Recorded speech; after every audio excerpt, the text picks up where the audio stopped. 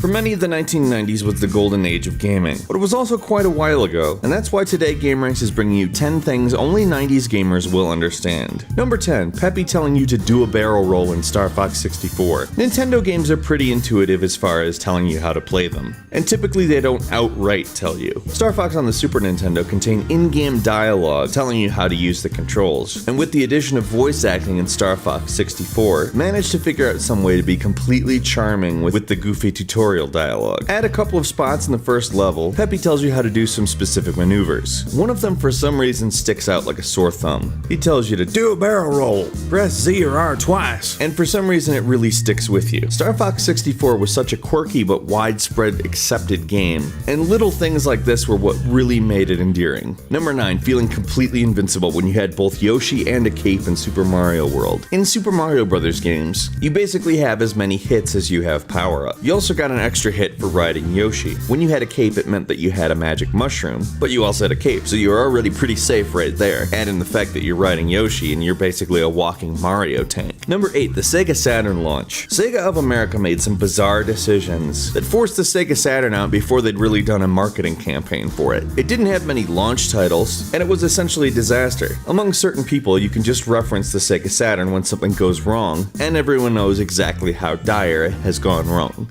Number 7, how difficult the minecart levels are in Donkey Kong Country. The original Donkey Kong Country. Not that the Retro Studios Donkey Kong Countries aren't difficult, but they aren't the original. Rare wanted to make a platformer that was very easy to pick up, but that required you to get good at it in order to proceed. That's why they made precision timing levels like the minecart levels. You had to either memorize these levels or have incredible reflexes. Most people memorize the levels. It didn't hurt that the music in Donkey Kong Country, however, was one of the best video game soundtracks of all time. It was never irritating to replay levels. Number 6, getting preoccupied with stretching Mario's face at the beginning of Super Mario 64. Now the opening screen had a little Easter egg for people who, spent more than 3 seconds on it. You could use the controller to manipulate Mario's face in a way that I'm not really sure why they came up with, but I am happy they did because it's a lot of fun. You can make Mario look so ridiculous that he's borderline unrecognizable. That hat gives it away no matter what though. I personally would sometimes boot up the game just to play with Mario's stupid face. Number 5, throwing foot soldiers at the screen in Turtles in Time. Back in the Super Nintendo days, the graphics were good, but they weren't incredible, and things that were out of the ordinary always seemed that much cooler. In Teenage Mutant Ninja Turtles Turtles in Time, you could, after beating up a foot soldier, grab them and throw them towards the screen. And it encouraged you to learn the controls for the game because you could defeat enemies in a much cooler way.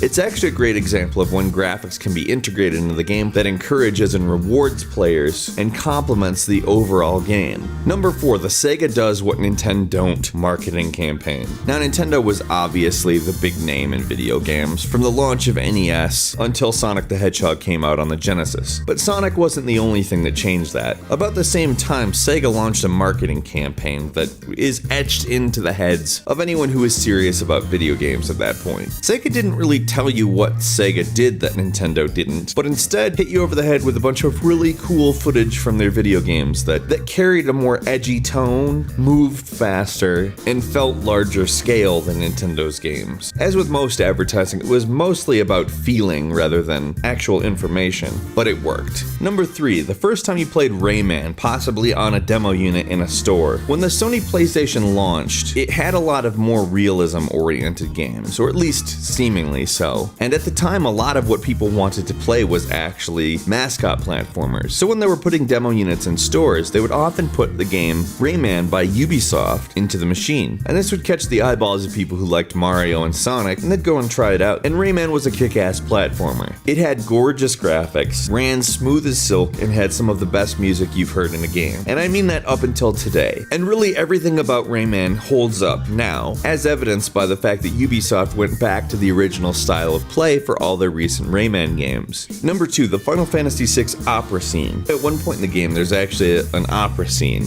and it's possibly one of the strangest things in any video game ever. Celes, the character portrayed in the scene, does kind of sing, but it's really actually the internal instruments that the Super Nintendo had, while words are being printed on the screen that scroll by. It's not as if it's a bad scene, it's actually good, and the creators of the game really wanted to stretch what they were able to do. But if you tried to explain to somebody who plays video games now when there's voice acting, your fond memories of the Final Fantasy Fantasy VI Opera Scene, it might primarily be met with confusion. And number 1, probably the thing that I think is most difficult for people to understand now is the Dreamcast. It was a powerful console for the time, but it was short-lived and it was a little desperate. Sega at the time was in serious trouble, and the Dreamcast was kind of an all-or-nothing, last-ditch attempt at staying in the console business. Now that being said, Sega came out swinging with some of the most innovative titles they'd ever made. They actually worked with Microsoft to create a platform that was extremely easy to develop for because it ran a special version of Microsoft Windows. This was actually Microsoft dipping its foot into the console waters. It's quite possible they knew that the Dreamcast wasn't going to last long because the Microsoft Xbox came out not long later, and it's actually because of the Dreamcast that Microsoft had some kind of presence in console gaming in the 1990s. Now, to about 10,000 people, Dreamcast is possibly the best thing that ever happened. And there are people to this day that still wish Sega would go back into the console business and make a Dreamcast 2, which is extremely unlikely. And somebody who is not a 90s gamer is not likely to understand why. Now that's a lot of nostalgia right there, but I feel like I'm kind of forgetting some. Like shooting wildly at a crouching oddjob in GoldenEye 007 multiplayer, how quickly you could go from first to last on Rainbow Road in Mario Kart 64 thanks to all the blue shells that were eventually flying around. The very first time you heard "Finish Him," finally catching a damn Mewtwo on Pokemon Red and Blue, swinging Bowser around and throwing him in Super Mario 64, running through a loop in Sonic the Hedgehog, the first time you see the Shinra building in Final Fantasy VII, getting the Hadouken power-up in Mega Man X, and learning everything had just been a dream in Link's Awakening. 90s gaming really is just filled with moments and events that could have only happened then. If you remember this time in gaming, make sure to leave us a comment with your memorable moments. Also, don't forget to click like and subscribe if you haven't already,